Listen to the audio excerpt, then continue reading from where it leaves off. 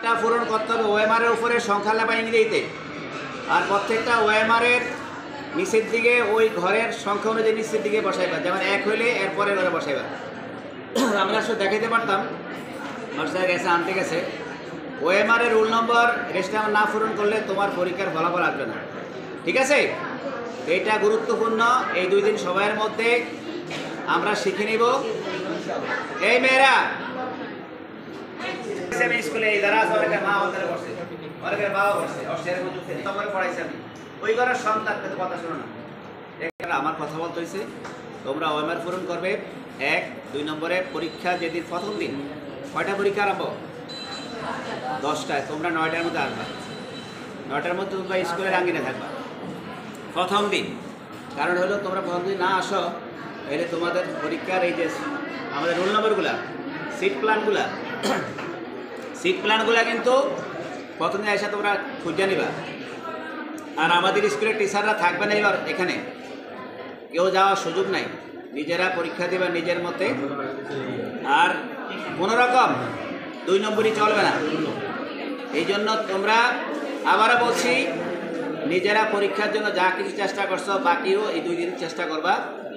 আর মা বাবার কাছে পরীক্ষার দিন সুন্দরভাবে পায়ে কদম বুঝি করতে পারো, মুখে সালাম দিতে পারো, দোয়া নিয়ে আসবা, ঠিক আছে? আর উস্তাদের সাথে যারা আছে স্যারের সাথে তুমি কথা বলে যাইবা, দেখা করলে। কয়েকটা মেয়ে আছে, ওদের মধ্যে এসি পাস না করলে এই 10 বছরে তোমাদের 1 to 6, এরপরে 10 10 বছর তোমরা পড়ছো, পরীক্ষা দিবে, সব আত্মীয় জানে। পরীক্ষা হবে, পরীক্ষার পরে আবার ফলাফলের জন্য সবাই অপেক্ষা করবে, কি পাস করছো। ভালো ফলাফল হলে গার্জিয়ান খুশি হবে, তাই না? এই ধারণা নিয়ে পড়ালেখা করবা। আমি আবারও বলছি, 5 ওয়াক্ত নামাজ পড়া মুসলমানরা, হিন্দুরা তোমাদের যেইভাবে তোমরা সেটা পালন করবা। কিন্তু আবারও বলি, পরীক্ষার পূর্বে প্রস্তুতি 9টা বাজে পরীক্ষা বন্ধ আসবা। আর রুটিন চাইবা। যাদের অ্যাডমিট নিতেছ, গুরুত্বপূর্ণ একটা বিষয়, অ্যাডমিট নেওয়ার পরে তোমার কোন কোন সাবজেক্টটা তুমি মিলাইবা। কারোর গাছবিজ্ঞানে তাই পড়ছে কৃষি, কারো হায়ার ম্যাথ তাই পড়ছে কৃষি।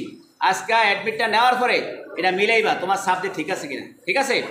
কিন্তু তোমার দেখা গেছে হায়ার ম্যাথ নিছ, আইসে কৃষিকা, আবার কিছু কেউ নিছে কৃষি, আইসে হায়ার ম্যাথ। একটু নিজের লক্ষ্য করে দেখবা। 2 নম্বর কথা হলো, এই অ্যাডমিটের একটা ফটোকপি করবা, ফটোকপিটা বাড়িতে রাখবা, অরিজিনাল করে সাথে আনবা, ঠিক আছে?